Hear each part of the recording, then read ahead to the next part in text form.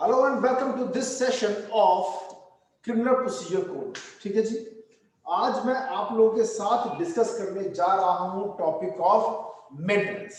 Section 125 से शुरू हो जाता है, अपने बेरट खोलकर रखें। सेक्शन 125 इसका मेन सेक्शन है, पेरेंट सेक्शन।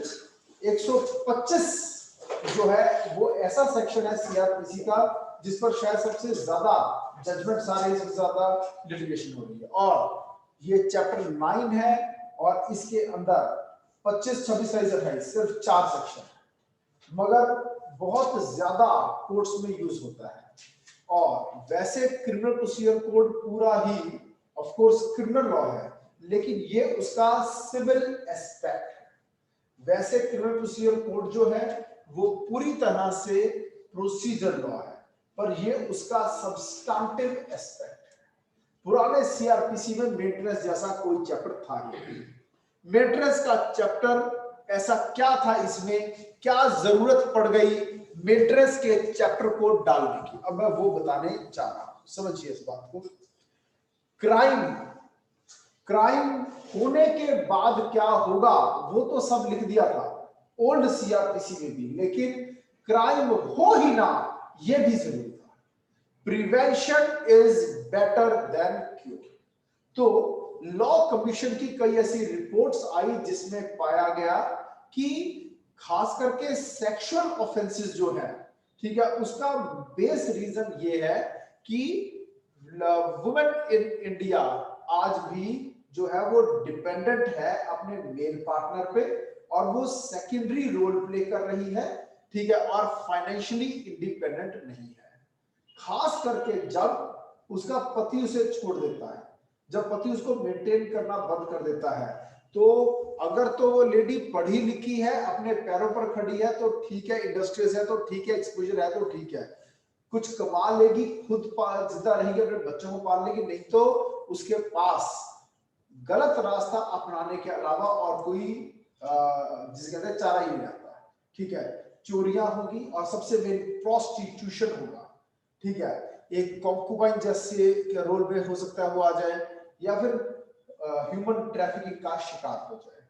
तो ऐसे कई ऑफेंसेस सामने आ रहे थे, लेकिन सबका मेन असली कारण क्या था, वो लेडी फाइनेंशियली इंडिपेंडेंट नहीं थी।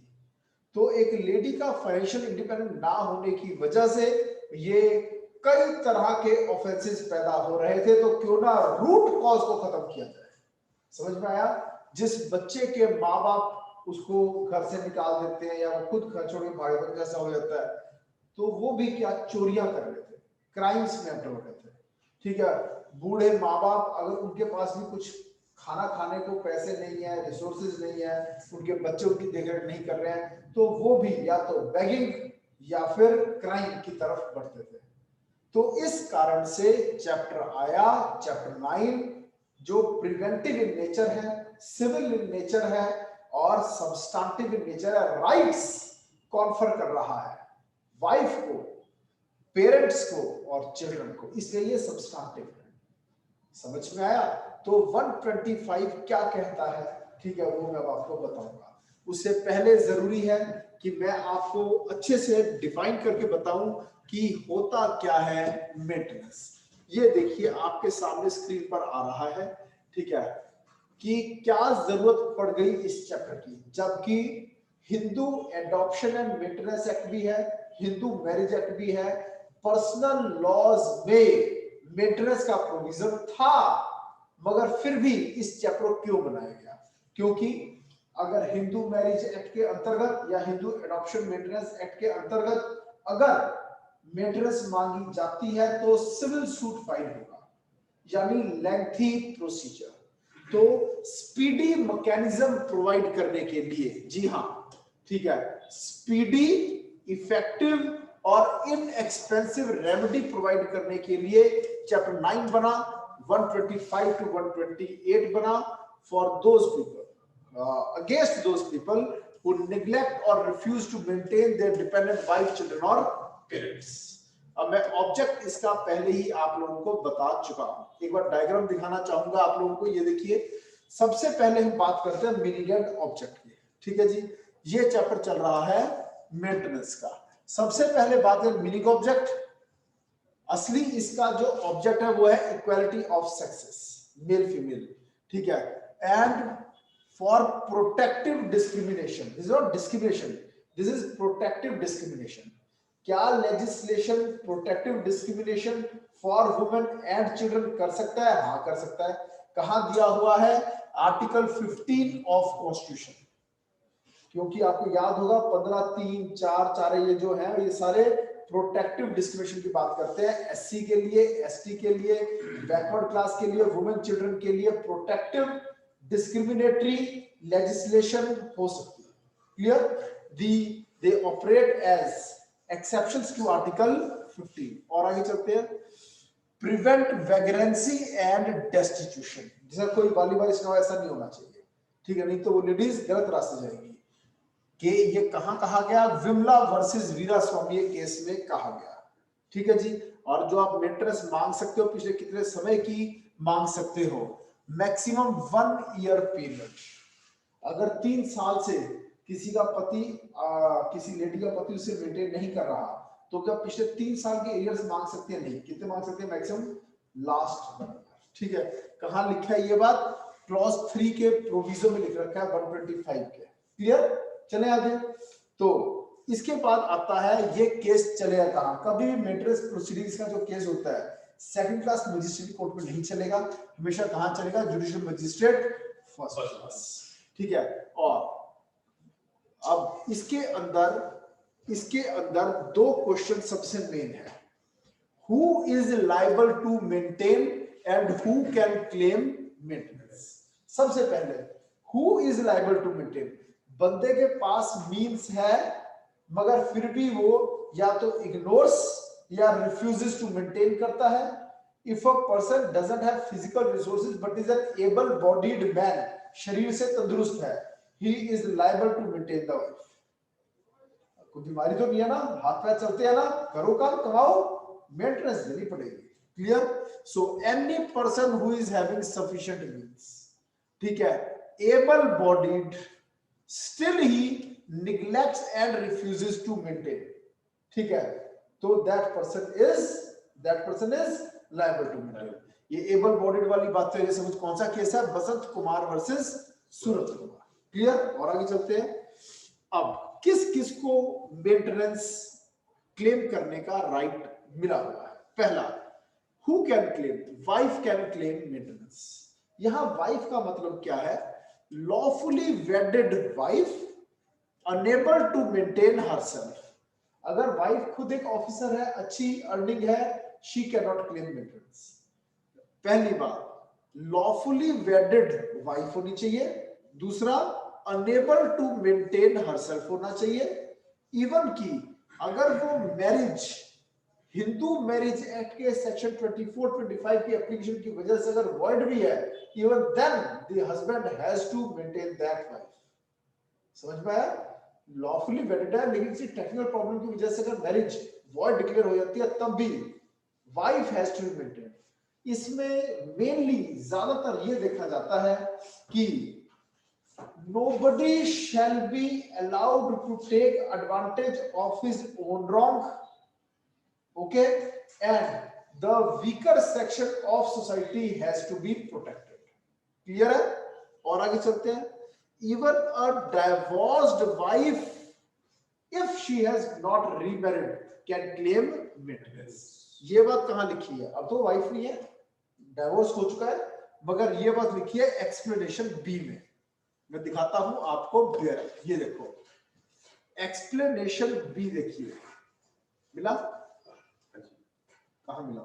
ये wife includes a woman, wife includes a woman who has been divorced by or has obtained a divorce from her husband and has not remarried। Is my point clear? चले आगे। और एक और चीज मैं आपको दिखाना चाहता था, वो थी अभी हो गया, ठीक है।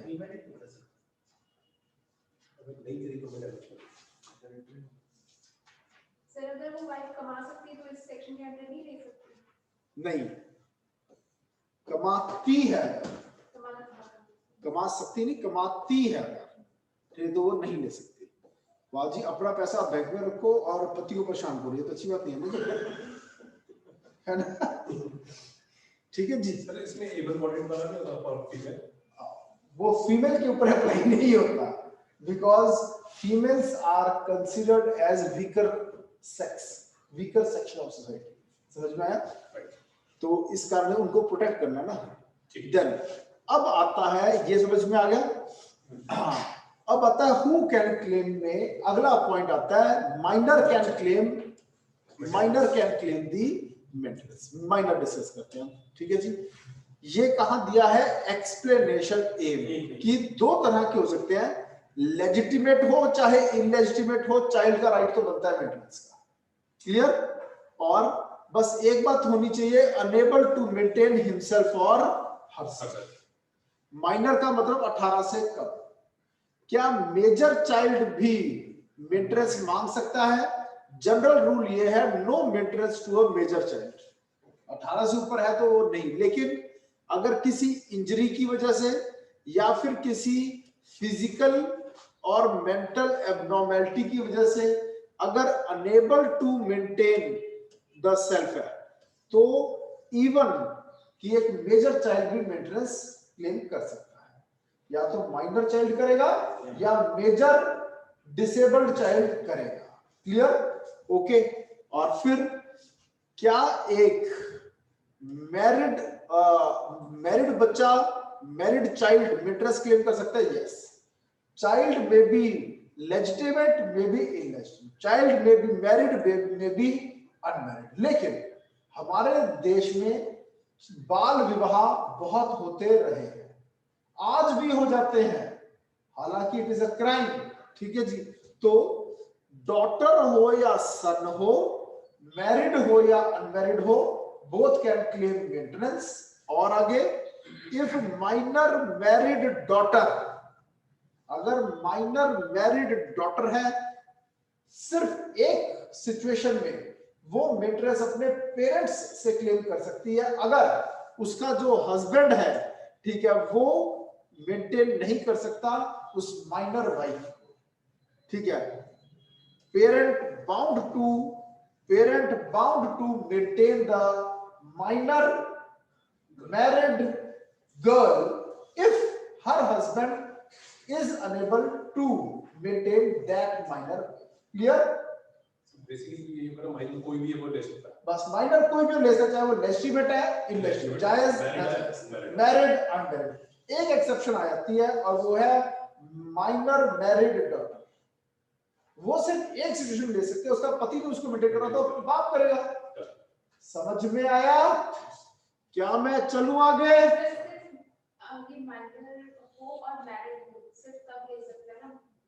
हर माइनर बच्चा मेंटेनेंस ले सकता है, बस एक एक्सेप्शन क्या है, माइनर मैरिड डॉटर। वो एक सिचुएशन में मेंटेनेंस माँ बाप से ले सकती है कि उसका पति उसे मेंटेन नहीं कर सकता, क्योंकि बाप की गलती है क्यों अपनी लड़की ब्याई एक ऐसे लड़के के साथ जो उसकी बेटी को खाना नहीं खिला सकता।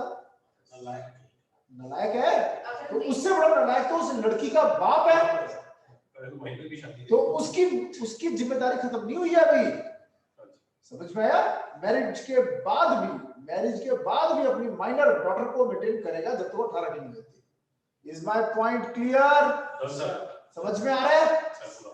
ठीक है। अगला, क्या पेरेंट्स भी मेंटेनेंस, बूढ़े माँ बाप मेंटेनेंस ले सकते हैं? हाँ, ले सकते हैं, चाहे फादर हो चाहे मदर हो, चाहे स्टेप पेरेंट्स हैं वो भी ले सकते हैं। पर स्टेप पेरेंट्स का पहले किससे मेंटेनेंस लेने का राइट बनता है? Biological child. अगर कोई बायोलॉजिकल चाइल्ड नहीं है तो स्टेप चाइल्ड से लेंगे। अगर बायोलॉजिकल चाइल्ड है पर वो खुद इंजर्ड है, डिसेबल्ड है या गरीब है कि unable to maintain the parents, तो वो स्टेप चाइल्ड से ले सकते हैं। फर्स्ट राइट पेरेंट्स का बायोलॉजिकल चाइल्ड से मेंटेनेंस लेने का बनता है। ठीक है। और मैरिज के बाद जवाई से भी क्या मेंटेनेंस ले सकते हैं? यस। ठीक है। सीनियर सिटीजन एक्ट में ये बात आ चुकी है। क्लियर? और आगे चलते हैं। अब किसी इंजरी की वजह से या किसी और कारण से अगर बायोलॉजिकल चाइल्ड मेंटेन नहीं कर सकता, सिर्फ तब स्टेप पेरेंट स्टेप चाइल्ड से मेंटेनेंस क्लेम कर सकते हैं। यहां तक क्लियर है? कुछ पूछा तो नहीं? चलो मैं आगे। अगर ये तो माइक्रो में मेजर में अगर लड़की मैरिड है और उसका हस्बैंड फिर भी उसको अनेबल टू मेंटेन है तो ले सकती है। दोबारा बोलना। मेजर में मेजर है लड़की मैरिड है बट उसका जो हस्बैंड है नहीं, जब मेजर ही हो गई है लड़की, चाहे लड़का है चाहे लड़की है, मेजर है तो general rule no maintenance from parents. और सर ये जो पेरेंट्स वाला है, अगर उसके जो बायोलॉजिकल बच्चे हैं वो उसको मेंटेन कर रहे हैं तो ही is not having step child से लेंगे। समझ में आया? नहीं तो ये तो फिर मिसयूज हो जाएगा ना। अपने बच्चे से क्यों स्टेप पेरेंट को तंग करते हैं, सौतेले बच्चे को, समझ में, उस पे केस डालते हैं, है ना। आप खुद के बच्चे से मेंटेनेंस लेनी नहीं, जानबूझ के सौतेले बच्चे को जीवन भर पहले तंग किया फिर तंग करो, ये तो गलत हो जाएगा। समझ में आया? तो इसलिए ये कह दिया फर्स्ट राइट इससे है बायोलॉजिकल। और आगे चलते हैं। अब क्लॉज 4, कब वाइफ को मेंटेनेंस नहीं मिलनी? No wife is entitled of maintenance. Maintenance wife को तब नहीं मिलेगी अगर लिविंग इन अडल्ट्री। ये बहुत बड़ा पॉइंट है। क्या single adulterous act would amount to adultery? ठीक है, या लिविंग इन अडल्ट्री चाहिए? ठीक है, इसमें कई डिसेंटिंग ओपिनियंस कोर्ट्स के आए हैं। ठीक है, एक बार ये भी ओपिनियन आया था single adulterous act would amount to living in adultery, लेकिन उसके बाद फिर से ओल्ड पोजीशन हो गई। अब पोजीशन यही है, लिविंग इन अडल्ट्री होना चाहिए। समझ में आया? दूसरा, if the wife refuses to live with him without sufficient reason, then also बिना किसी sufficient reason के अगर वाइफ अपने हस्बैंड के साथ नहीं रह रही है तब भी वाइफ को मेंटेनेंस नहीं मिलेगी। इसीलिए हमेशा पति जो है इस बात सबूत पैदा करता है और कोर्ट में भी कहता है मैं तुझे रखने को तैयार हूं, आए रहे घर में। समझ में? फिर आगे वाइफ को प्रूव करना पड़ता है कि जी मेरे ऊपर अपवित्र होने के आरोप लगाए जाते हैं। ये एक बहुत बड़ा पॉइंट है। अगर ये प्रूव हो जाता है कि ऐसा आरोप लगाए जा रहे हैं, सास लगा रही है या पति खुद लगा रहा है, तो उसका अलग रहने का राइट बनता है, मेंटेनेंस लेने का राइट बनता है। क्लियर? और आगे चलते हैं। Living separately with mutual consent. अगर पति पत्नी म्यूचुअल कंसेंट के साथ अलग अलग रह रहे हैं तब भी उसे हम रिफ्यूजल टू मेंटेन नहीं मानेंगे, मेंटेनेंस राइट नहीं। क्लियर? ओके। फिर एक बार जो मेंटेनेंस लग गई, क्या वो कैंसिल भी हो सकती है? Court can cancel the maintenance. Maintenance if the wife is पहले सही थी मगर बाद में लिविंग इन अडल्ट्री हो गया, refuses to live with him without sufficient cause हो गया, या लिविंग सेपरेटली विदाउट कंसेंट। समझ में आ गया? तब भी बीच में बंद हो सकती है। ठीक है, इसको डायग्राम से देख लें आप कि मेंटेनेंस हो या कच्ची मेंटेनेंस यानी इंटरिम मेंटेनेंस हो या फिर एक्सपेंसेस ऑफ द प्रोसीडिंग्स हो, ये सब कुछ नहीं मिलेगा अगर वाइफ को नहीं मिलेगा जो कि अडल्ट्री में रह रही है, refuses to live with him without sufficient reason, या फिर living separately without mutual consent. समझ में आ गया? With mutual consent, sorry with mutual consent. Okay, आगे चलते हैं, जुरिस्डिक्शन वाले पॉइंट पर आता हूं। ओके, म्यूचुअल कंसेंट के साथ अगर दोनों अलग अलग है तो वाइफ को मेंटेनेंस नहीं मिलेगा। ठीक है, अभी पहले 125 का डायग्राम कराया है तो पहले 125 डिस्कस कर लेते हैं हम नोट्स में से और बेरक में से। पहले क्या पढ़ूंगा? पहले बेरक दिखाता हूं। ये देखो जी, अभी जो हम डिस्कस करके आए हैं बार-बार डायग्राम दिखाता जाऊंगा। ठीक है जी, ये देखो जी, पहला order for maintenance of wives, children and parents. ठीक है, अब किसको मेंटेनेंस देनी पड़ेगी वो यहां लिखा है। If any person having sufficient means neglects or refuses to maintain। दो बातें हैं, neglect और refuses to maintain, और दूसरा having sufficient means। क्लियर? दोनों यूनिट समझ में आ गए? अगला, किसको मेंटेन करना पड़ेगा? उस वाइफ को जो अनेबल टू मेंटेन हरसेल्फ है, चाहे बच्चा लेजिटिमेट हो या इनलेजिटिमेट है, अगर वो माइनर चाइल्ड है, फिर चाहे वो मैरिड है और नॉट, बस अनेबल टू मेंटेन है, अनेबल टू मेंटेन इटसेल्फ है। अगर बच्चा खुद को मेंटेन नहीं कर सकता तो पेरेंट्स से मेंटेन करना पड़ेगा। फिर चाहे वो लेजिटिमेट है चाहे वो इलेजिटिमेट है, बस वो माइनर होना जरूरी है। फिर चाहे वो मैरिड है चाहे वो अनमैरिड है। क्लियर? आगे सही है, मैरिड और नॉट आ रहा है? मैरिड आ रहा है, वो नीचे एक्सप्रेशन में आएगा। जो मैरिड डॉटर है ना, मैरिड माइनर डॉटर आने वाला है, नीचे चल के आएगा जो मैंने बात बताई थी। समझ में आया? आगे लेजिटिमेट और illegitimate child not being a married daughter आ गया। Who has attained majority where such child is by reason of any physical mental abnormality or injury unable to maintain। Major हो जाने के बाद भी चाइल्ड को मेंटेनेंस मिलेगी अगर वो अपाहिज है, फिर चाहे मेंटल है चाहे फिजिकल है या ड्यूटी इंजरी है। ओके, अगला फादर को मदर को भी मेंटेन करना पड़ेगा जो कि unable to maintain himself herself. कौन सी कोर्ट में केस चलेगा? कौन सी कोर्ट में केस चलेगा? First class magistrate. करवा दिया था, ठीक है। में यह डिस्कशन पर आ गई। Upon proof of such neglect, जब उसको लगेगा हाँ भी रिफ्यूजल हो रहा है, निग्लेक्ट हो रहा है, order such person to make a monthly allowance. अब मंथली अलाउंस जो मेंटेनेंस लगती है, एक मुश्त नहीं लगती, क्या लगती है? मंथली, कि हर महीने इतना खर्चा देना पड़ेगा। भरण पोषण का अधिकार कहते हैं इसे हिंदी में। और आगे चलते हैं। For the maintenance of his wife such child father mother at such monthly rate. Clear? As such magistrate thinks fit, जितना उसे ठीक लगेगा, and pay the same to such person as the magistrate from time to time direct. अब इस line का क्या मतलब है? टाइम टू टाइम डायरेक्ट, यानी एक बार जितनी मेंटेनेंस लगाई है उसके अमाउंट को बढ़ाया भी जा सकता है, कम भी किया जा सकता है, पहले बंद भी किया जा सकता है। अगर पहले पति कम कमाता था, ज्यादा कमाने लग गया तो मेंटेनेंस बढ़ा देंगे। पहले ज्यादा कमाता था, अब कम कमा रहा है, तब भी बहुत कम चांस होते हैं इस बात के कम करने के, पर फिर भी कोर्ट की डिसीजन है। वाइफ पहले नहीं कमाती थी तो मेंटेनेंस लगा दी, पर अब कमाने लग गई है तो मेंटेनेंस खत्म या कम हो सकती है। एंड वाइस वर्सा, पहले कमाती थी इसे मेंटेनेंस नहीं लगाई, पर बाद में नौकरी चली गई, बेरोजगार हो गई, शादी भी दूसरी कराई है, मेंटेनेंस दूसरी बार चालू हो सकती है। क्लियर?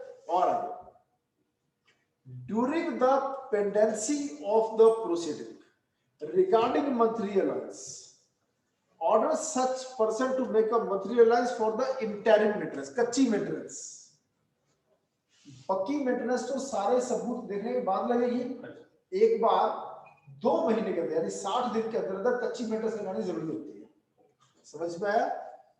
वाइफ और such child father mother at the expense of such proceedings which the magistrate considered reasonably and to pay the same to such person as the magistrate may from time to time direct, और ये भी 60 days के अंदर मिल गया। Application for the monthly allowance for the interim maintenance under the second proviso shall as far as possible be disposed of within 60 days। पता चल गया? 60 दिन के अंदर कच्ची मेंटेनेंस लग जाती है, बाद में फिर पक्की मेंटेनेंस लगती है। ओके, यहां तक क्लियर है? और आगे चलो जी। For the purposes of this chapter, अब माइनर का मतलब क्या होगा? इंडियन मेजॉरिटी एक्ट 1875 के हिसाब से, ठीक है, यानी कि 18 साल। गार्डियन के केस में 21 साल। क्लियर? और आगे चलते हैं हम।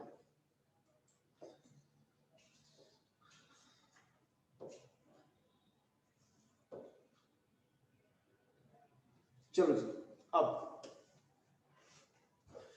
कब से मेंटेनेंस मिलेगी? जिस दिन केस फाइल किया गया, समझ में आ गया, या जब ऑर्डर सुनाया जा रहा है। समझो, any such allowance for the maintenance or interim maintenance and expenses of proceeding shall be payable from the date of the order। ये है जनरल रूल, लेकिन मजिस्ट्रेट अपनी डिस्क्रिप्शन में from the date of application भी दे सकता है। समझ में आया? और if so ordered from the date of application, ठीक है, फॉर द मेंटेनेंस और interim maintenance and expenses as the case. General rule क्या है? जिस दिन ऑर्डर आएगा वहां से मेंटेनेंस चालू होगी, लेकिन क्या मजिस्ट्रेट डेट ऑफ एप्लीकेशन चालू कर सकता है? हाँ, कर सकता है। Clear? Reasons to be important होता है। आगे देन अगली चीज, जो मंथली मेंटेनेंस है कोर्ट के ऑर्डर के बावजूद भी अगर बंदे ने जमा नहीं कराई तो 30 डेज के लिए उसको अंदर किया जा सकता है फॉर एवरी ब्रीच। हर महीने में दिन कितना है 30, और एक महीने की अगर उसे नहीं दी तो 30 दिन के अंदर, 30 दिन पूरे हुए बाहर, या फिर उससे पहले उसे मेंटेनेंस पे कर दी तो बाहर। समझ में आया? उसे अंदर कर देंगे, जब तक मेंटेनेंस पे नहीं करा तब तक अंदर रहेगा। क्लियर? ओके, 5 दिन में समझ में आ गया, पैसे देने पड़ेंगे, वो मेंटेनेंस पे कर देता है, ठीक है, अब बाहर आ जाता है, अगले महीने फिर नहीं देगा, फिर अंदर 30 डेज। समझ में आया? ओके। एक ऐसा बंदा है, पहले वो कोर्ट में स्टेशनरी बेचा करता था, रियल कहानी चंडीगढ़ की, और फिर उसके बाद उसका मेंटेनेंस का केस था, वाइफ का तुझे 1 रुपया नहीं दूंगा, मैं अंदर रह के खुश हूं। अब वो अंदर है, ठीक है, और वहां पर अब उसका बिजनेस 50 गुना हो गया। स्टेशनरी सारे वकीलों को बेचता था, सभी वकीलों के फोन नंबर उसके पास, कॉन्टैक्ट उसके पास, उसको सारे पता है कि कैसे प्रोक्योरमेंट होती है केस में। समझ में आया? और ग्राहक खुद चल चल के जेल के अंदर उसके पास आ रहे हैं, जो नया कहते हैं आजा ये वकील मैं कराता हूं। समझ में आया? इट हैपेंस, दुकान जेल से चल रही है, ओके, पत्नी को मेंटेनेंस नहीं दूंगा, अंदर रहूंगा, अंदर से काम कर लूंगा, ज्यादा कमाऊंगा। ओके, चले आगे। जब कोई बाहर आना हुआ, ठीक है, 1 महीने मेंटेनेंस देके बाहर खुद भी आएंगे। ओके, चले आगे। नेक्स्ट, क्योंकि ये सिविल प्रिजन है, पैसे दो बाहर आओ, ठीक है। और if any person so ordered fails without sufficient cause to comply with the order, any such magistrate may for every breach of order issue a warrant for levying the amount due in the manner provided for levying fines, and may sentence such person for the whole or any part of each month's allowance or the interim maintenance remaining unpaid after the execution of the warrant to imprison for a term which may extend to 1 maximum कितना महीना अंदर रख सकते हैं? 1 महीना, ठीक है। और अंटिल पेमेंट इफ सूनर, रखा था अंदर पर 2 दिन के बाद उसे पैसे दिए तो बाहर आ जाए, जबरदस्ती बाहर आ जाए। क्लियर? और आगे चलते हैं। सर हर महीने पेश करना पड़ेगा उसको? हर महीने, हाँ, जिसको भी अंदर किया जाता है 14 दिन में एक बार पेश करने का रूल है। जो जेल के अंदर है हर 14 दिन में एक पेशी होनी जरूरी है। अब इलेक्ट्रॉनिकली होती है, इन कैमरा के द्वारा, क्लियर, वीडियो कॉन्फ्रेंस द्वारा।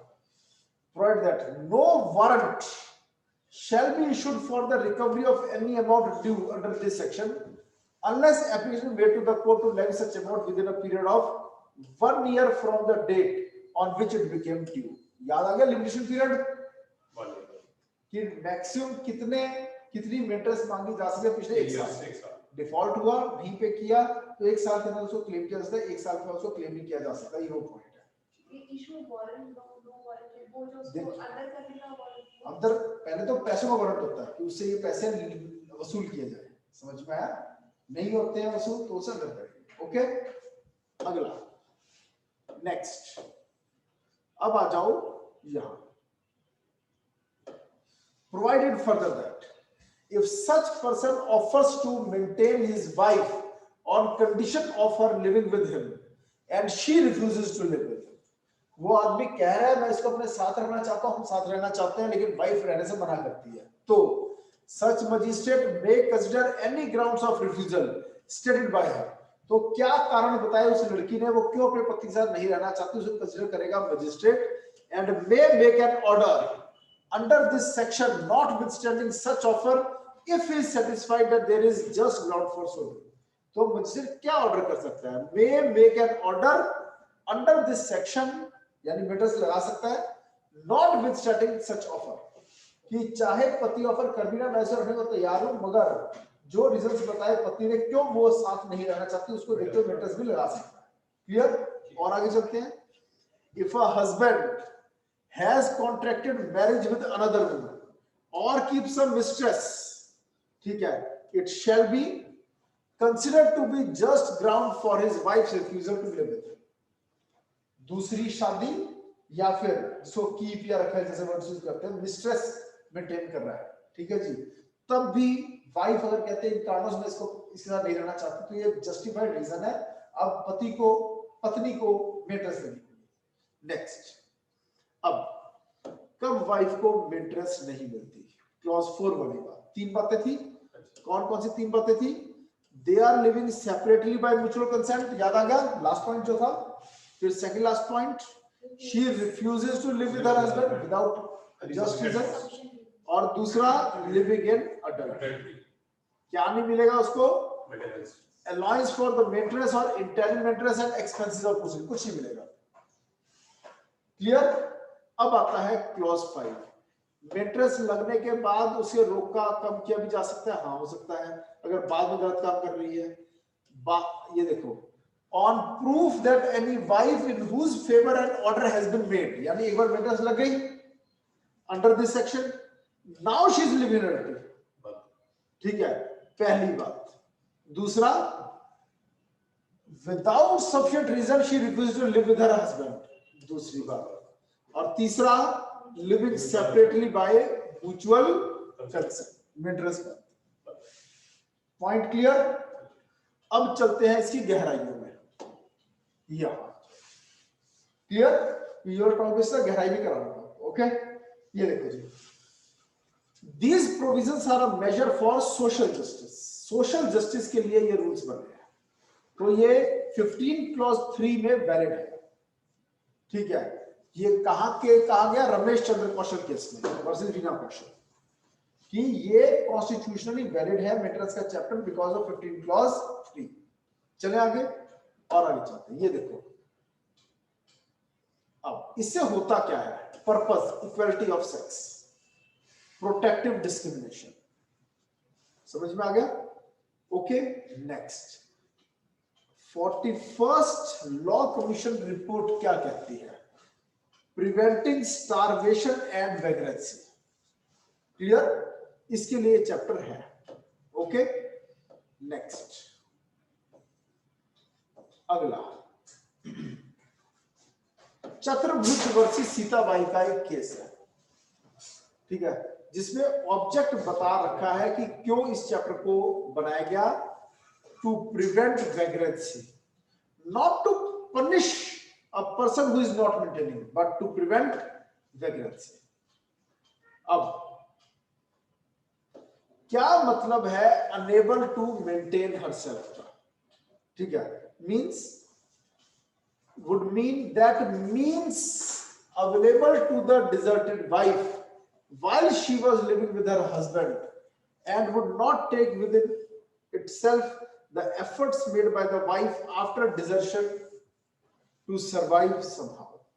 समझ में आया? जब अलग किया तब वाइफ के पास क्या मीन्स थे, ये मेन है, फिर उसे बाहर निकाल दिया, ये देखा जाता है। ठीक है, नेक्स्ट, तो सोशल जस्टिस के लिए है ये चैप्टर। ठीक है जी, to protect the women and children के लिए है चैप्टर। ठीक है, और 15 क्लॉज 3 में ये कॉन्स्टिट्यूशनली वैलिड है, आर्टिकल 39 में भी ये कॉन्स्टिट्यूशनली वैलिड है। ओके, फिर स्पीडी रेमेडी प्रोवाइड करता है ये डिजर्टेड वाइफ को, ताकि उसको फूड, क्लोथिंग और शेल्टर मिल सके। Okay, then it gives effect to fundamental rights and natural duties. ये कुदरत के हिसाब से हर इंसान की ड्यूटी है वाइफ, चिल्ड्रन और पेरेंट्स को मेंटेन करना। देन जब पर्सनल लॉ में मेंटेनेंस का लॉ था, क्या जरूरत थी सीआरपीसी में चैप्टर क्रिएट करने की? अभी बता के हटाओ थोड़ी देर पहले। ठीक है, दीज प्रोविजंस आर एप्लीकेबल। देखो, पर्सनल लॉ वर्सेस सेक्शन 125, अगर पहले से मेंटेनेंस लगी हुई है वाइफ की अंडर हिंदू मैरिज एक्ट, क्या फिर से वही वाइफ कोर्ट का दरवाजा खटखटा सकती है अंडर सीआरपीसी? अपने पति से मेंटेनेंस ले रही है एक लेडी, कोर्ट ने लगा दी मेंटेनेंस अंडर हिंदू लॉ। ठीक है, ओके, क्या वही लेडी फिर से कोर्ट में जा सकती है सीआरपीसी की प्रोसीडिंग्स लेके? Answer is yes. लेकिन मजिस्ट्रेट सेकंड टाइम मेंटेनेंस लगाते हुए फर्स्ट मेंटेनेंस कितनी है उसको कंसीडर जरूर करेगा, एंड वाइस वर्सा। सीआरपीसी 125 के अंतर्गत लगी हुई मेंटेनेंस के बाद क्या हिंदू लॉ के अंतर्गत केस किया जाएगा? सिविल मेंटेनेबल है, हाँ मेंटेनेबल है। लेकिन सेकंड टाइम जो मेंटेनेंस लगाई जाएगी, चाहे वो किसी भी लॉ के अंतर्गत लगाई जा रही है, फर्स्ट मेंटेनेंस को कंसीडर करके पैसा लेंगे। पहले से मेंटेनेंस देता रहा वो आदमी, और भी देगा। समझ में आया? सेकंड डिसीजन में फर्स्ट को कंसीडर किया जाएगा। ओके, क्योंकि मान लो हिंदू मैरिज एक्ट के तहत जो मेंटेनेंस लगेगी वो बहुत कम है, फिर उसको अब गुजारा नहीं हो रहा महंगाई की वजह से, तो क्या वाइफ अब second time Hindu marriage act में जाएगी या फिर 125 सीआरपीसी में जा सकती है? सीआरपीसी में जा सकती है। बस उसका पति बोल सकता है कि पहले से व्यक्ति को दे रहा हूं, तो कोर्ट विल कंसीडर, उसको देख के फैसला देगी। क्लियर? और आगे चलते हैं। दीज और क्या सिर्फ हिंदू पर एप्लीकेबल है 125? नहीं। शाहबानो केस के बाद every person even a Muslim is bound to maintain his wife. एक बहुत बड़ा इशू बन गया था भारत में जब सुप्रीम कोर्ट ने शाहबानो केस में, मध्य प्रदेश की एक लेडी थी, ठीक है, जिसके पति उसे मेंटेन नहीं करते थे, उसने केस किया और सुप्रीम कोर्ट ने कहा even Muslim husband is bound to give maintenance to wife because 125 is not a personal law, it's universal in application on all Indians, therefore even a Muslim husband is also bound. Clear? बहुत उपद्रव हुआ, ठीक है, लोगों ने मार्च निकाले Muslim community के लोगों ने कि हमारे पर्सनल लॉ में से इंटरफेयर हो रहा है, ठीक है। वोट बैंक को देखते हुए राजीव गांधी ने एक इनफेमस लॉ पास किया, protection of Muslim women on divorce act 1986 का लॉ, जो एक गलत लॉ था, जिसमें कहा गया पति की परमिशन लेकर ही पत्नी पति पर केस कर सकेगी मेंटेनेंस का। समझ में आया? और दूसरा जो मेहर की रकम है, ठीक है, वो चुका दी, काम खत्म। क्लियर? तो इसको ये गलत लॉ बनाया राजीव गांधी ने राजनीतिक कारणों की वजह से। हालांकि वो एक ऐसी छवि का इंसान था जो कि युवा था, जो कि एक आगे बढ़ने वाली सोच का आदमी था, जो देश में कंप्यूटर्स लेकर आया था, ठीक है, मगर फिर भी इतना गलत लॉ बनाया। सुप्रीम कोर्ट ने इस लॉ को नल एंड वॉइड डिक्लेयर नहीं किया, मगर इसको एक बड़ी सी बहुत ज्यादा लिबरल इंटरप्रिटेशन दे दी, और वो ये कि सही कह रहा है राजीव गांधी कि जब पति ने इनफ प्रोविजन मेहर की रकम चुकाते हुए क्रिएट कर दिया है वाइफ के लिए, तो उसे सेकंड टाइम केस करने की क्या जरूरत है? समझ में आया? अब इनफ है कि नहीं है ये कोर्ट देखेगी। समझ में आया? आज की महंगाई के दौर के हिसाब से अगर उसे मान लो पहले ही बोल दिया इतने लाखों रुपए ये है वो, तो ठीक है, वो केस नहीं कर सकती।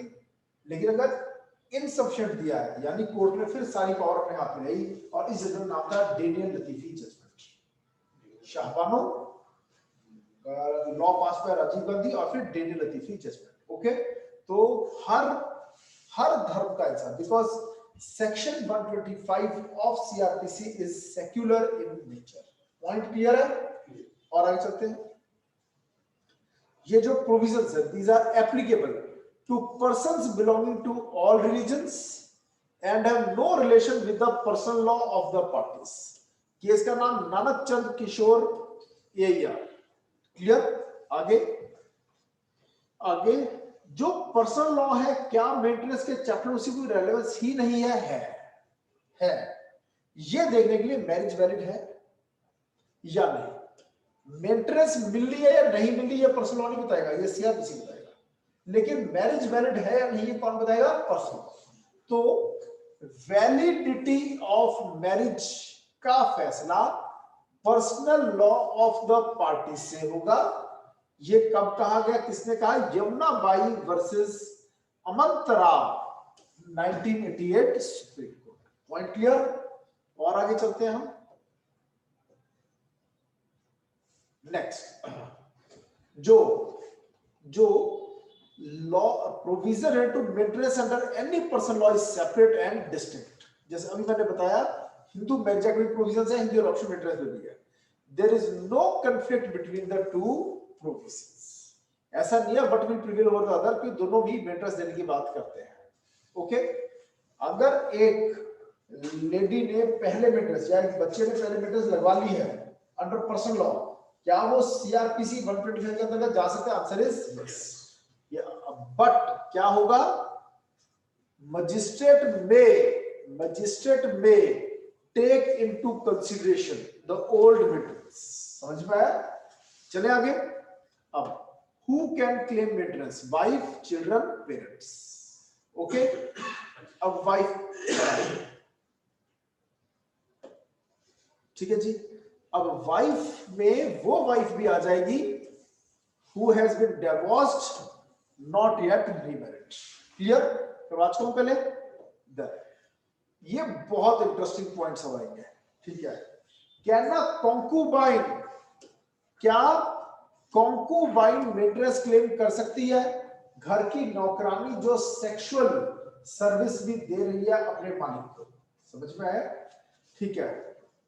मेड है with physical relations as well. Savita Ben versus state of Gujarat के केस में 2008 में सुप्रीम कोर्ट ने कहा कि intention of legislature is clear कि वाइफ लीगली वेडिड वाइफ होनी चाहिए।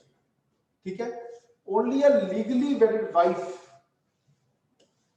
ठीक है, वर्ड यूज हुआ। ठीक है जी।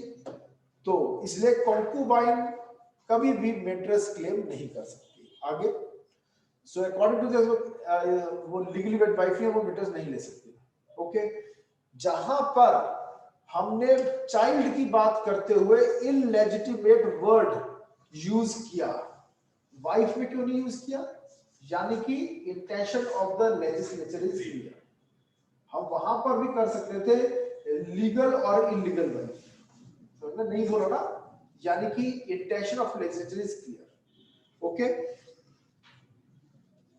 illegitimate is used before the word wife. No such word illegitimate is used before the word wife. जबकि illegitimate word is used before the word child. आगे चले आगे, ये देखिए, अब बिना शादी की फॉर्मेलिटीज के अगर एक लड़का और लड़की साथ में एज हस्बैंड वाइफ रह रहे हैं तो क्या होगा? Without the woman living with a man as wife, without undergoing legal necessities of valid marriage for a long time, लंबे समय से साथ रहे, उनको लग रहा है हमारी मैरिज वैलिड है पर वैलिड नहीं है। जज तो मैंने बताया हिंदू मैरिज एक्ट के 24-25 में चाहे वो वॉइड मैरिज है, even then wife can claim maintenance. Case का नाम Vimla versus Veera Swami. Yes, he can claim maintenance. Okay, चले आगे। क्यों? इसे हम डी फैक्टो मैरिज कहते हैं। ठीक है जी। Benefit from the legal loopholes नहीं मिलेगा हस्बैंड को। Okay, because he is enjoying the advantages of a de facto marriage। क्योंकि हस्बैंड ने अपने घर के काम भी करा लिए, सारे मैरिटल बेनिफिट्स भी ले लिए उस लेडी से, और मेंटेन करे ना तो इक्विटी के खिलाफ है। क्लियर? और आगे चलते हैं। क्या लिव इन पार्टनर फीमेल को भी मेंटेनेंस मिलेगी? यस, मिलेगी। दो बहुत बड़ी और लैंडमार्क जजमेंट्स आई हैं इसको लेकर। पहला D Veluswamy versus D Patchaiammal, इन्होंने क्या कहा, और दूसरा केस था Chanmuniya versus Virendra Kumar Singh Kushwaha. Domestic relationship word use हुआ है डोमेस्टिक वायलेंस एक्ट में। समझो, वैसे लिव इन पार्टनर को 125 सीआरपीसी में मेंटेनेंस नहीं मिलती क्योंकि वो लीगली वेडिड वाइफ है ही नहीं। लेकिन कोर्ट ने उस लड़की को क्या कहा? क्योंकि देखो, अब आप पिछला केस देखो, डी फैक्टो मैरिज के सारे बेनिफिट्स वो आदमी उठा रहा है, enjoying life with that lady, lady performing all household work as well. बस legal essentials ingredients of valid marriage पूरे नहीं हुए थे, यही था। अब आ जाए लिव इन। लिव इन में दोनों को पता है, वहां पर दोनों को लग रहा था we are married, but they were not exactly married. अब है दोनों को पता है we are not married, but they are posing before the society as if they are married. Live in relation की डेफिनेशन 2006 में सुप्रीम कोर्ट ने दी और कहा, पहली बात, लंबे समय से एक लड़का लड़की लॉन्ग टाइम होना चाहिए, एक लड़का लड़की साथ में रह रहे हैं लाइक हस्बैंड वाइफ, और प्रिटेंड दुनिया को ऐसे कर रहे हैं जैसे वो हस्बैंड वाइफ। तो ये इंग्रेडिएंट्स अगर पूरे हो गए तो माना जाएगा they are in a live in relationship. Okay, इसमें भी वो जो मेल पार्टनर है enjoying all benefits of a defective marriage काफी हद तक है। तो 125 सीआरपीसी में मेंटेनेंस नहीं मिलेगी, डोमेस्टिक वायलेंस एक्ट में मिलेगी, क्योंकि इस रिलेशनशिप को डोमेस्टिक रिलेशनशिप माना under domestic violence act by the supreme. Okay, ये देखिए, while considering the broad and expensive definition of this expression, ठीक है, जो section 2F of protection of women from domestic violence act 2005 है, ठीक है, held that women in live relationships are also entitled to all the benefits, to all the reliefs given in the said act। समझ में आया? क्योंकि ये रिश्ता कौन सा रिश्ता, ये रिश्ता क्या कहलाता है? Domestic relationship. Okay, even includes live in. समझ में आ गया? चलो जी, और आगे चलते हैं। अब अगर एक आदमी ने किसी लड़की को उल्लू बनाया, मैरिड आदमी ने एक लेडी को उल्लू बनाया और कहा मैं अनमैरिड हूं, और उस लेडी ने उस पर विश्वास कर लिया और उन दोनों में शादी हो गई, ठीक है, और बाद में पता चलता है द लेडी वॉज ड्यूप्ड, धोखा दिया गया उसे। अब वो मेंटेनेंस का केस लगाती है, पति कहता है I am already married, my second marriage is void, therefore I am not liable to maintain because the second wife is not my legally wedded wife। Court कहती है if the second woman, second wife knew in advance at the time of marriage that the person whom I am going to marry is already married, then she cannot claim maintenance। But if she is duped, if she was not told of the fact of the first marriage, then of course she can claim maintenance। Nobody shall be allowed to take advantage of his own wrongs। गलत किसने किया? आदमी ने किया, और वो उसका फायदा उठाए, अलाउ नहीं करेंगे। क्लियर? तो देखिए, ये केस बहुत ही फेमस केस था, बादशाह वर्सेस उर्मिला बादशाह गोडसे एंड अनदर। ठीक है जी, कि he cannot be permitted to take advantage of his own wrong by raising the aforesaid contention। ठीक है, फिर एक और केस सामने आया, वो था Parika Bai versus Raghunath, Bombay, Aurangabad branch. It was held that second wife is entitled to maintenance if the fact of first marriage was concealed by the husband। Is my point clear? Yes। Next, husband की दूसरी शादी, फिर चाहे वो मुस्लिम ही हस्बैंड क्यों नहीं है, क्या वो फर्स्ट वाइफ को मेंटेनेंस क्लेम करने का राइट दे देगा? Answer is yes. चाहे सेकंड मैरिज फर्स्ट वाइफ की रजामंदी से हुई है, तब भी फर्स्ट वाइफ को मेंटेनेंस क्लेम करने का राइट मिल जाता है। ठीक है, खुल्लम खुल्ला एक आदमी अगर दो वाइफ से एक घर में रह रहा है, हाँ मुस्लिम लॉ में ये अलाउड है, बट फर्स्ट वाइफ को मेंटेनेंस क्लेम करने का भी राइट मिलता है। ठीक है जी। Does husband's remarriage give a right of maintenance to the first wife?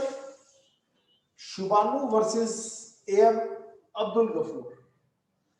first wife was able to live separately and can claim maintenance even though the husband's second marriage was valid because of his personal law. दूसरी शादी allowed है, तीसरी और चौथी भी allowed है एक मुस्लिम को। हिंदू में नहीं, हिंदू में भी दूसरी शादी हो जाती है तब भी वाइफ को अलग घर में रहना अलाउड है, मुस्लिम वाइफ को अलग घर में रहना अलाउड है, और अगर अलग घर में रहना अलाउड है तो मेंटेनेंस का भी राइट है। हिंदू में तो फिर डिवोर्स भी ले सकती है ना, पर मुस्लिम में दूसरी मैरिज पर फर्स्ट वाइफ डिवोर्स का राइट नहीं रखती, अलग रहने का और मेंटेनेंस मांगने का अधिकार रखती है मुस्लिम में। क्लियर? चले आगे और आगे चलते हैं। मुस्लिम लॉ क्योंकि मेंटेन करने की ड्यूटी नहीं लगाता एक हस्बैंड की अपनी वाइफ को आफ्टर डिवोर्स, लेकिन मेंटेन करने से मना भी तो नहीं करता। समझ में आया? और आगे चलते हैं। पूछो। हिंदू में सेकंड वाइफ है, अगर उसको नॉलेज है कि पहले भी वाइफ है तो वो नहीं क्लेम कर सकती, वो मेंटेनेंस ले सकती नहीं है कर सकती, क्योंकि उसने तो गलत काम किया ना। लेकिन फर्स्ट वाली कर सकती, फर्स्ट वाइफ कर सकती, सेकंड हस्बैंड की दूसरी मैरिज के बाद मेंटेनेंस का राइट रखती है, अलग रहने का राइट रखती है। ठीक है, सेकंड वाइफ नहीं रखती अगर उसे पता था। नहीं। Next. Sir first wife divorced है, ठीक है, हस्बैंड दूसरी शादी कर ली, हाँ तो फर्स्ट वाइफ तो रखेगी, सेकंड क्या सेकंड की डिवोर्स होगी। देखो क्वेश्चन ये है, हस्बैंड H1 W1, ठीक है, डिवोर्स हो गया, फिर H1 ने W2 से, सॉरी H1 ही रहेगा ना, ये तो जो ये हस्बैंड नंबर 1 था इसने क्या किया, वाइफ नंबर 2 ले आया। अब इन दोनों का तो डिवोर्स हो चुका है, समझ में आया? अभी वाइफ नंबर 1 जो थी उसने सेकंड मैरिज नहीं कराई, क्या वो मेंटेनेंस राइट रखती है? हाँ रखती है। अगर ये सेकंड मैरिज ना भी करे तब भी रखती है वो। अगर W2 से डिवोर्स हो जाता है, अब W2 से डिवोर्स हो गया तो जब तक W2 दूसरी शादी करती वो भी रखती है, क्योंकि इनके डिवोर्स के बाद हुई थी ना सेकंड मैरिज। अगर दोनों दो शादियां की बंदे ने दोनों से डिवोर्स हो गया, दोनों की दोनों मांगेगी क्या? अब वो तीसरी शादी करने से डरेगा। Is my point clear? Yes sir.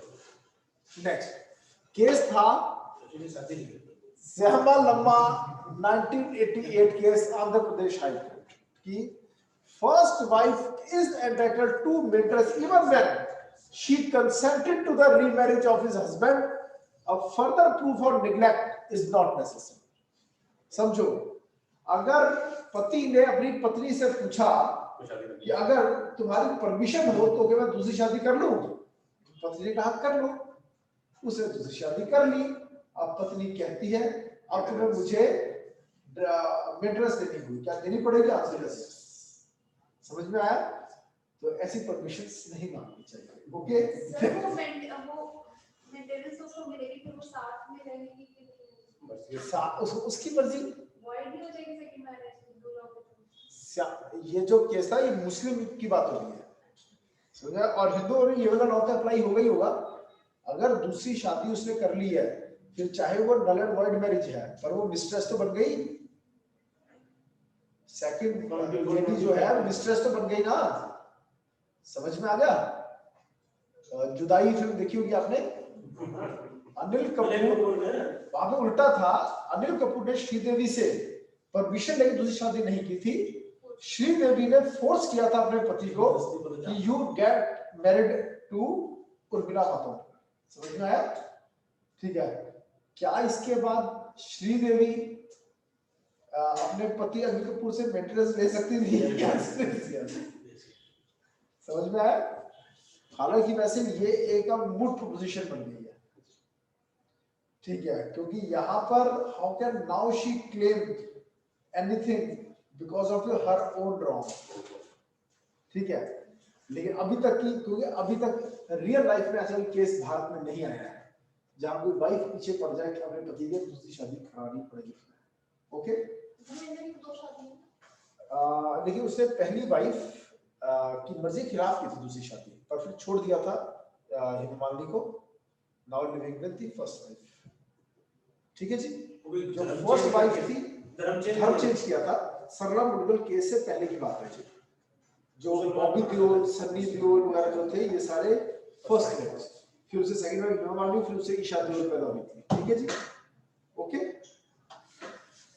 Next, ये केस के नाम आ गए आपके पास।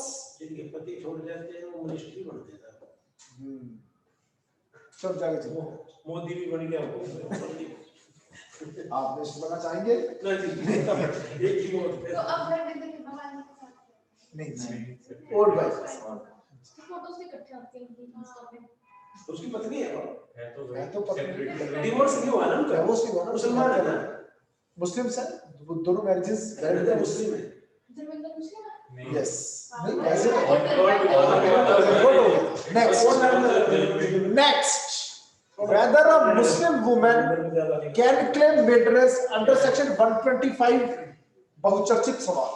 ठीक है, शाह बानो बेगम वर्सेस मोहम्मद अहमद खान 1985 में, ठीक है, शाह बानो ने एक केस फाइल किया था पहली बार, ठीक है, कि मुझको मेंटेनेंस चाहिए मेरे पति से। हस्बैंड ने कहा, ठीक है, husband alleged under Muslim law woman, ये वुमन हुआ ए, woman is entitled to maintenance only during the iddat period. ठीक है, there is no provision under Muslim law which provides maintenance to Muslim women after iddat period, and moreover substantive law prevails over procedural law, and Muslim law being substantive law should prevail over CRPC। समझ में आया? उसने पति ने कहा only during iddat period, ठीक है, the husband is bound to maintain the wife, and this is substantive law। Substantive law prevails over the procedure। Court कहती है कि क्या कहीं पर, देखो कंफ्लिक्ट कोई नहीं है, क्या कहीं पर इस्लामिक लॉ में मना किया है हरगिज भी मेंटेन नहीं करना इद्दत पीरियड के बाद? नहीं, बस ये कहा है इद्दत पीरियड के दौरान मेंटेन करना पड़ेगा, इसके बाद मेंटेन करना मर्जी है। और सीआरपीसी कहता है इसके बाद भी मेंटेन करना पड़ेगा। तो देयर इज नो कॉन्ट्राडिक्शन। मेरा पॉइंट समझ में आया? ओके, समझ में आ गया? तो कॉन्ट्राडिक्शन नहीं है, इसलिए under CrPC which is a secular law, ठीक है, सीआरपीसी सेक्युलर लॉ है चाहे प्रोसीजरल लॉ है, मेंटेन करना पड़ेगा। ठीक है, supreme court rejected this contention and held that CRPC is applicable to all citizens, maybe any religion. CRPC also applicable to Muslims. ठीक है, it is based on public policy to prevent the woman from living the life of destitute. Therefore, Muslim women entitled to maintenance. Okay, इससे hue and cry हो गया Muslim community के अंदर। ठीक है, इसकी वजह से राजीव गांधी को पास करना पड़ा Muslim women protection of rights of divorce on divorce act. ठीक है जी, और इसके बाद क्या हुआ? इस एक्ट ने कहा, this act provides that generally women is entitled to maintenance till iddat period as per Muslim law, but can also file petition for maintenance under section 125 only with the consent of the husband.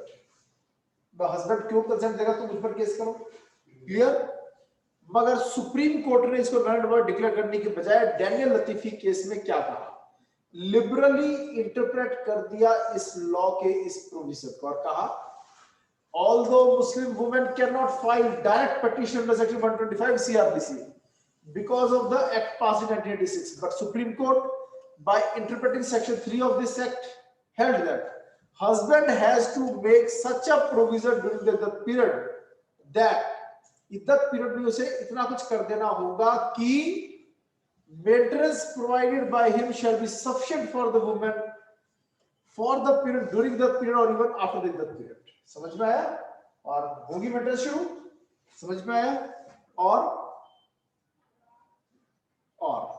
ये भी बोल दिया कि petition filed under section 3 of this act will be treated as petition under section 125। तो अपनी लात फिर से ऊपर रख दी सुप्रीम कोर्ट ने। और आगे चलते हैं, इसको पक्का किया इमरान खान वर्सेस शबाना केस और Ifaq Bano versus state of Uttar Pradesh upheld कर दिया डेनियल लतीफी। क्लियर। अब आता है लॉ ऑफ लिमिटेशन वाला पॉइंट, कितनी पुरानी मेंटेनेंस मांगी जा सकती है। देखिए अगर एक लेडी ने फैसले उसके बाद दोबारा शादी कराएगी नहीं, ठीक है, तो it was held that section 125 is a continuing right. Clear? So law of limitation is not applicable. Divorce के 34 साल के बाद केस किया अलाउड है, पर मिलेगी मेंटेनेंस कितनी? पिछले 1 साल की बस, एरियर्स 1 साल के। क्लियर। आगे कब वाइफ को मेंटेनेंस नहीं मिलेगी मैं बता चुका हूं पहले। Adulterous, living in with another person continuously for a reasonable time, okay, तो उसे मेंटेनेंस नहीं मिलेगी। क्लियर। और आगे चलते हैं। अब रीजनेबल टाइम कितना होगा? Facts and circumstance of the case, case to case matter करेगा। रीजनेबल टाइम कौन सा कितना? Single adulterous act will not amount to living adultery. Long time से, रीजनेबल टाइम से एक बंदे के साथ रह रही है तो कहेंगे लिविंग अडल्ट्री। और आगे चलते हैं। For the application of 125 clause 4, single act of infidelity does not amount to living adultery. Case का नाम गिराबेन संदीप भाई डैश डैश डैश, ओके। और इसको डिटेल में इस केस में डिस्कस किया गया, ओके। और इसमें कई केसेस को रेफर किया। Jatinder versus this living adultery in section this connotes a course of adulterous conduct and not one act. Clear। दूसरा रजनी versus प्रभाकर में for invoking this provision, the period during which the spouse was living in an adulterous life was so related from the point of proximity of time or the filing of petition that it could reasonably be inferred that the petition had a fair ground to believe that when the petition was filed she was living in adultery. कि जब ये petition file की गई उस समय वो adultery में रह रही थी, इतना अगर दिखाई दे रहा है तो उसको नहीं मिलेगी मेंटेनेंस। इसमें क्या कहा गया इस केस में? ये बताइए अमल वर्सेस अरिकम काउंटर में क्या कहा गया इस केस में, ये देखते हैं। Words is living in adultery, जो ये वर्ड्स है have been considered in section 488 of old CRPC. Many high courts have held them to be a continuous course, okay। from 1 or 2 lapses से बात नहीं बनेगी, continuously लंबे टाइम से किसी साथ रह रही है। living as a concubine or as a kept mistress, the word is living cannot mean was living। अगर कुछ समय तक, चाहे लंबे समय तक किसी के साथ रही है तो क्या उसको मेंटेनेंस मिलेगी? एक्स के साथ वाई की शादी, वाई लेडी है, वाई एक लेडी है जिसकी एक्स से शादी हुई, बाद में डिवोर्स हो गया तो जेड के साथ रहने लगी, 1 साल रही, फिर जेड से रिलेशन टूट गया, वो अकेली रहती है। क्या अब वो मेंटेनेंस के लिए केस फाइल कर सकती है? हाँ। क्या अब पुराना पति कहता नहीं 1 साल किसी और के साथ रहेगी, डिवोर्स के बाद नहीं कह सकता। Clear, okay. It is true that it would not be possible to lay down any hard and fast, कोई hard and fast rule हालांकि lay down नहीं किया जा सकता। Each case must be decided upon its own facts। चले आगे। Can the ground of living adultery be claimed only during the continuance of marriage? No. Even after divorce it can be. That the ground of living in adultery can only be claimed during the continuance of marriage and not after divorce, because after divorce the marriage status comes to an end। But Madras High Court ने इसमें कहा ये गलत फैसला है, ठीक है। और क्या कहा? Divorced wife is living illicit relationship with a man other than the former husband is disqualified from claiming maintenance। Clear? Okay। Justice Nagamuthu further held that the decree obtained by the husband for divorce on proving the adulterous life of the wife cannot give a license to her to continue to live in illicit relationship and to get her right to claim maintenance. ये समझिए, अगर husband ने prove कर दिया कि wife without divorce, wife जो है adultery में, लिविंग अडल्ट्री है, इस ग्राउंड पे हस्बैंड को मिल गया डिवोर्स। क्लियर? अब वाइफ कहती है अब तो कोर्ट में प्रूव हो ही गया कि आई एम लिविंग अडल्ट्री, अब मैं इसे मेंटेनेंस नहीं लूंगी, नहीं मिलेगी। अगर वाइफ केस हार गई, अगर प्रूव हो गया wife is living in adultery with some third person, तो क्या वाइफ अब इस डिग्री को अपनी फेवर में मेंटेनेंस में यूज कर सकती है? ठीक है, नहीं कर सकती। अब उसे मेंटेनेंस नहीं मिलेगी। समझ में आया? फिर वो ये कह सकती है डबल जेओपार्डी, एक ही ऑफेंस की पनिशमेंट दो बार क्यों? नहीं कह सकती। समझ में आया? उसे कोई लाइसेंस नहीं मिल जाता। नेक्स्ट, ये सब बातें बता चुका मैं।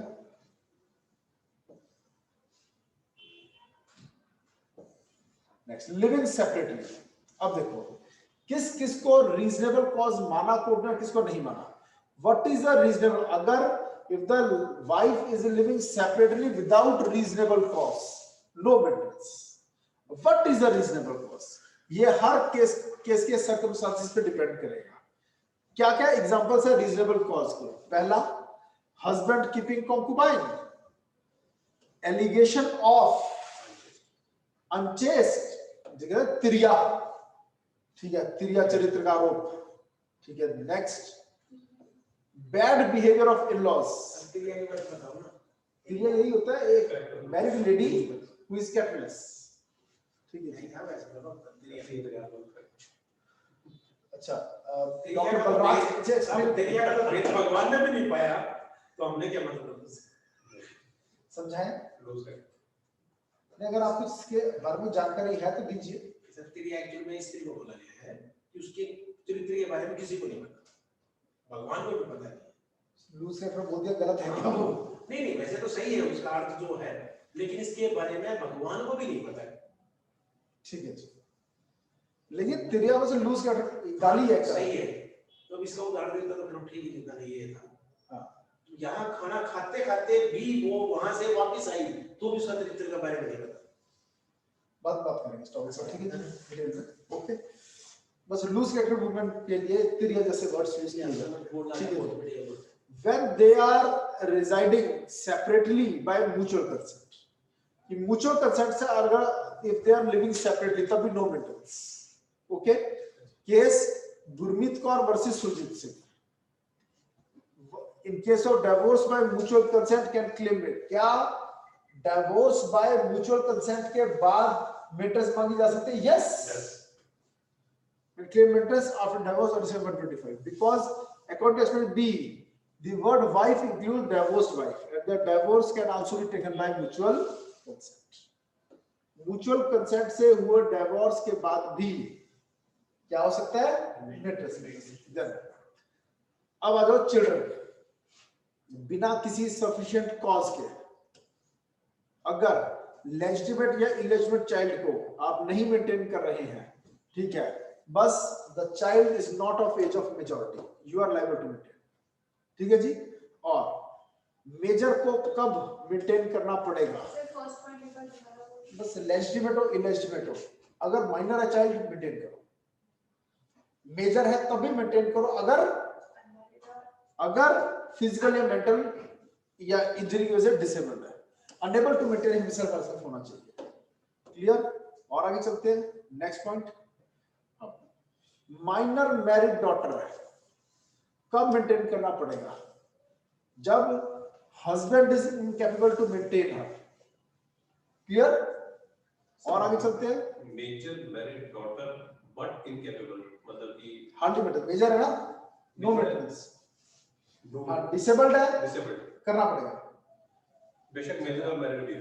जब वो मेजर है, माइनर है, डिसेबल्ड है, तो अगर हस्बैंड मेंटेन नहीं कर सकता तो फादर को करना पड़ेगा। डिसेबल्ड होगा तो माइनर के बराबर मानेंगे उसे। विडो माइनर है, मेजर है, विडो है, डिसेबल्ड है, नहीं है डिसेबल्ड तो नो नीड टू मेंटेन।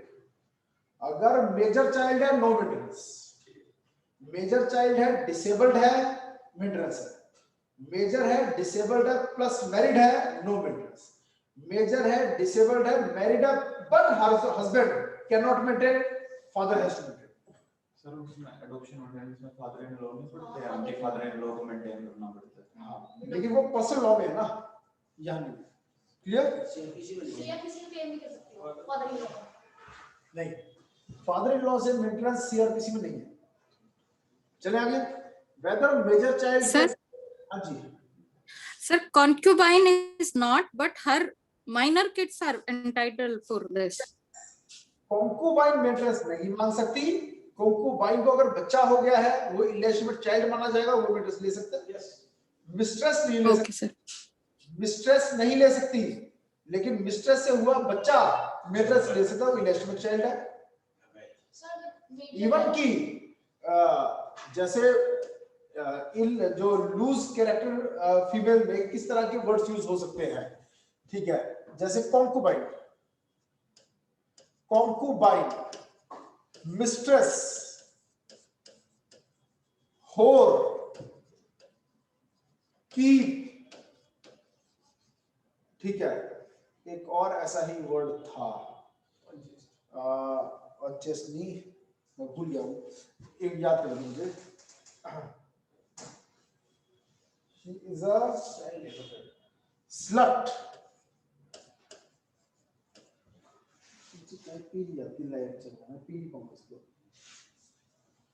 ठीक है जी। अब कॉन्कुबाइन घर की नौकरानी plus sexual relations. Mistress other than wife, you are maintaining somebody, इसी को कीप भी कहते हैं। कीप और मिस्ट्रेस में मुझे नहीं लगता कोई फर्क है, जिसके लिए हिंदी में रखैल वर्ड यूज कर लिया, ठीक है जी। फिर आता है होर, और एक होता है प्रोस्टिट्यूट।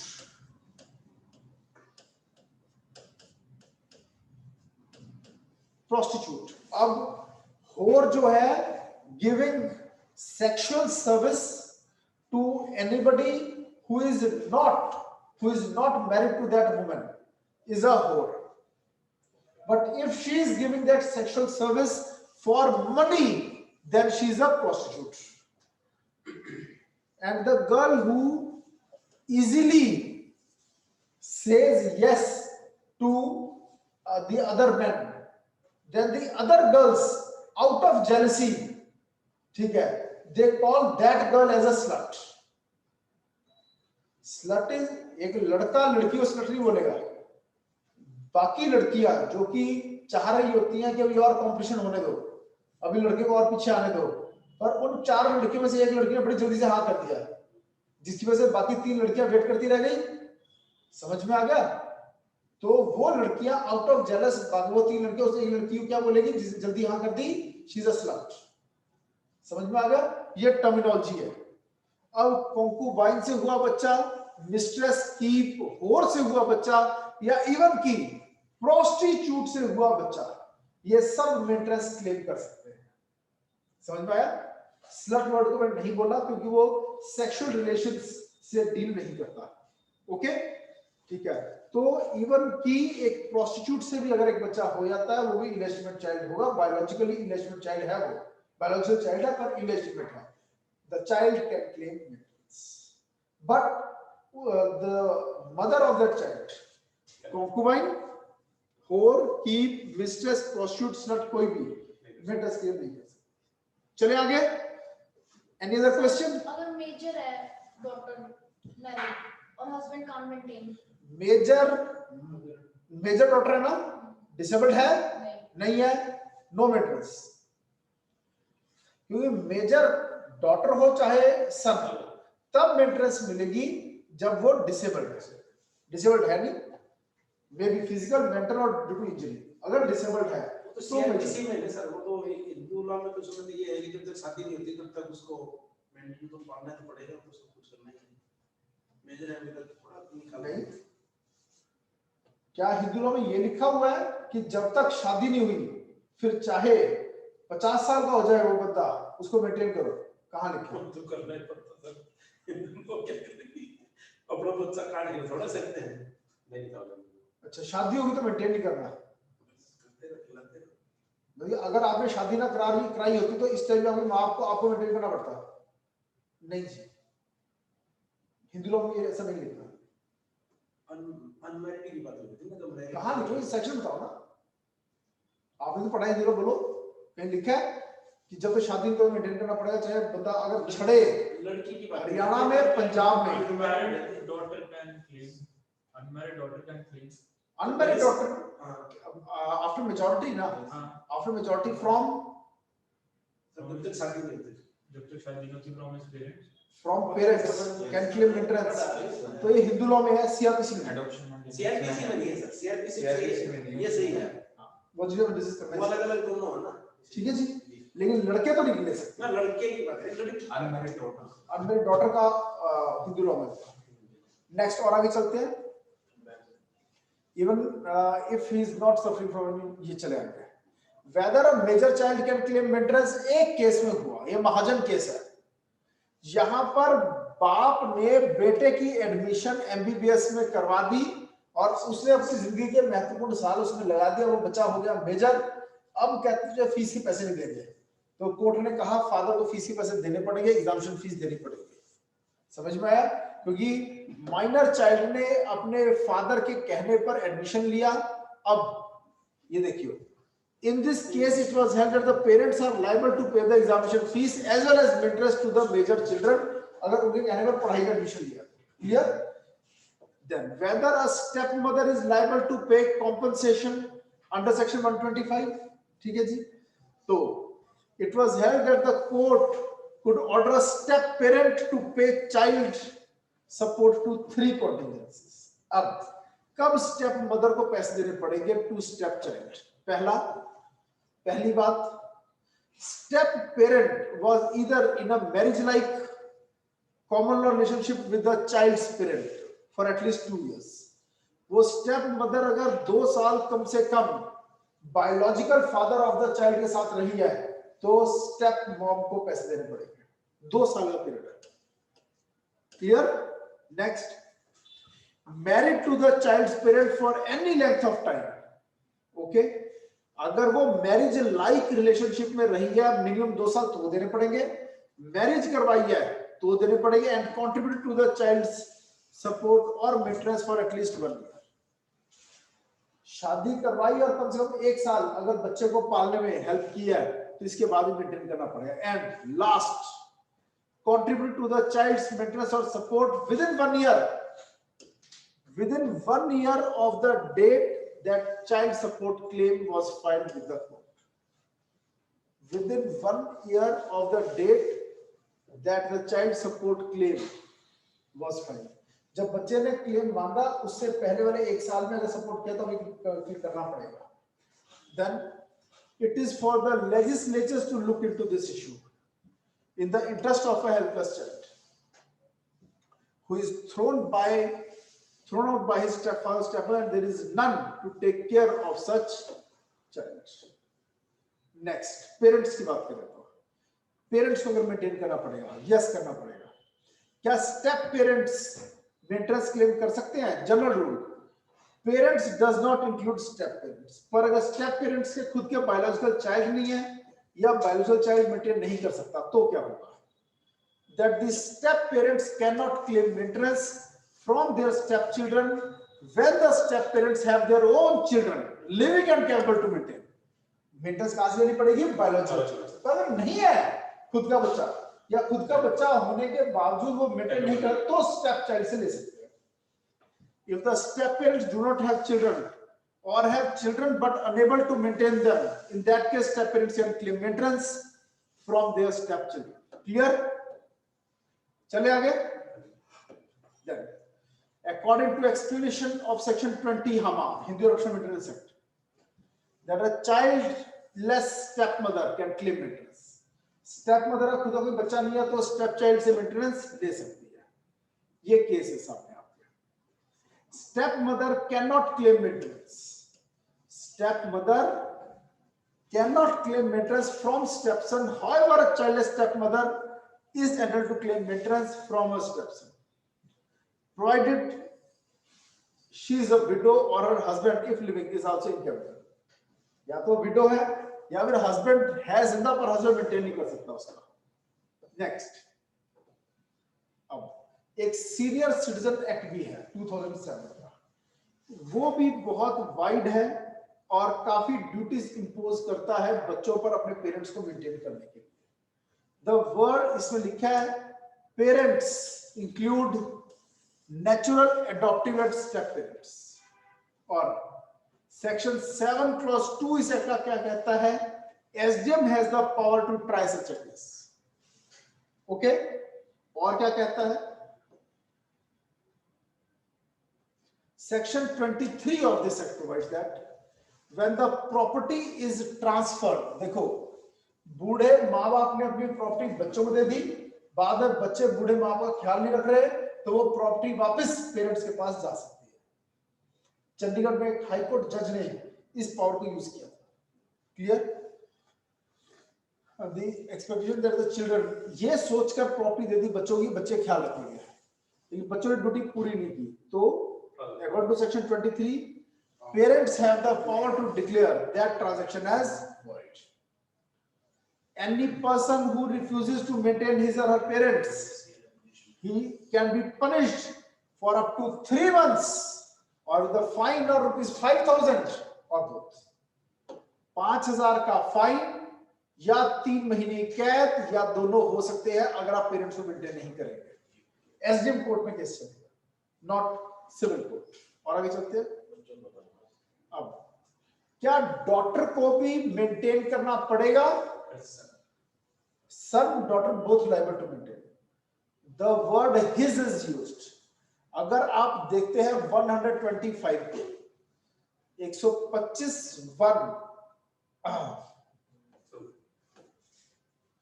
ये देखो 25(1),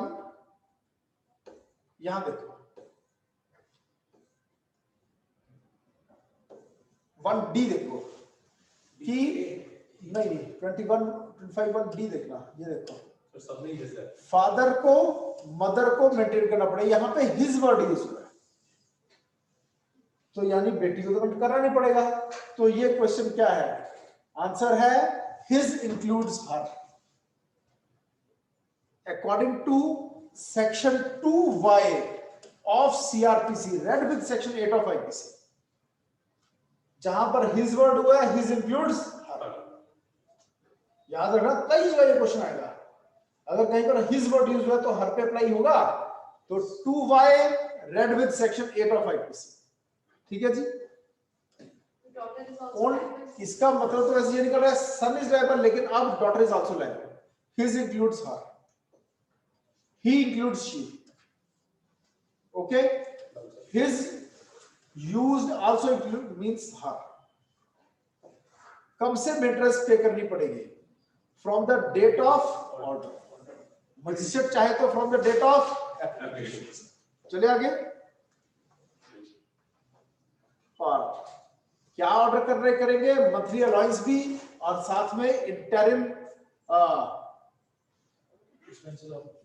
and also expenses of the 60 days में इंटरिम मेंटेनेंस का ऑर्डर देना होता है. ओके, चलिए आगे देखते हैं कितना बचा हुआ है. बस तो खत्म होने वाला होगा. मैं 125 खत्म कर देता हूँ. ठीक है जी, कल 126 करेंगे, कल खत्म कर देंगे इस चैप्टर को. ये मैंने जरा डेप्थ में करवाया है. Can a wife claim maintenance under Hindu Adoption and Maintenance Act after compromise for a consolidated amount in 125 CRPC? 125 CRPC में मेंटेनेंस मांगी और एलिमनी मिली, एक बार में पैसा मिल गया, एक मुश्त रकम. क्या उसके बाद भी वाइफ हामा में हिंदू एडॉप्शन मेंटेनेंस एक्ट में केस लगा सकती है? Answer yes. It will not preclude the wife of a right under हमा. ठीक है, लेकिन अब हमा में फैसला सुनाते हुए सीआरपीसी प्रोसीडिंग्स में जो फैसला हुआ था उसको देखा जाएगा बस. Is the right of maintenance extinguished after imprisonment of husband for 1 month under section 125 CRPC? No. Do I need to file separate application thereafter? No. It will not be extinguished. It will not be. Wife need not file separate application thereafter. हर महीने through होगा। तो ये continuing liability है। Okay, फिर जो खुद dessert कर रही है, खुद पति को गलत छोड़ के गई है वो, तो no, a wife deserting her husband without justification, she cannot claim maintenance under 125 CR. Sufficient ground या reasonable cause। लेकिन जो वाइफ को ऐसा डिवोर्स हुआ है on account of her desertion is entitled to maintenance. Wife ने डिजर्ट किया husband को, ठीक है, क्या अब वो मेंटेनेंस मांगते? नहीं, पर इस डिजर्शन के ग्राउंड पे पति डिवोर्स मांग सकता है, हाँ। और उस डिवोर्स के बाद क्या पत्नी डिवोर्स वाइफ जिसे खुद ने गलत किया था, डिजर्शन की थी हस्बैंड, क्या वो मेंटेनेंस मांग सकती है? हाँ।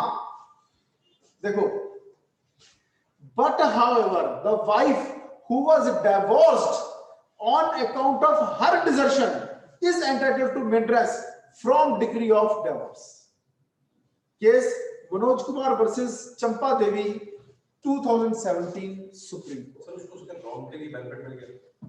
उसको बेनिफिट नहीं मिला जी, चाहे उसने तब एक बार गलत किया था, लेकिन अब उसको पेट तो भरना है। अब अगर एक वाइफ ने लिविंग इन अडल्ट्री किया जिसकी वजह से डिवोर्स हो गया, मगर डिवोर्स के बाद उसने कभी किसी और मर्द की तरफ नहीं देखा, वो तो सिंगल एक्ट हो गया। अब वो मांग रही है मेंटेनेंस, मिलेगी? इसमें क्यों नहीं मिलेगी? सर लेकिन डिजर्शन उसका पूरा ग्राउंड ऑफ डिवोर्स दो है, डिजर्शन भी है, लिविंग इन अडल्ट्री भी है, इवन की अनसाउंड माइंड है, वाइफ अनसाउंड माइंड है, डिवोर्स मांगा पति ने, डिवोर्स हो गया, तो क्या वाइफ को मेंटेनेंस मिलेगी? ग्राउंड डिवोर्स है, वैसे लिविंग इन अडल्ट्री है, चाहे वो डिजर्शन सब ग्राउंड ऑफ डिवोर्स वो लेडीज को पालने के लिए तो बैठे। हां, एनी क्वेश्चन? कल हम 126 करेंगे। सर ये नोट्स अच्छे ही कहां से मिलेंगे? मैं दूंगा जी आपको। सर ने ऑनलाइन नहीं ऑफलाइन दे देंगे आपको। वो जरा हैंड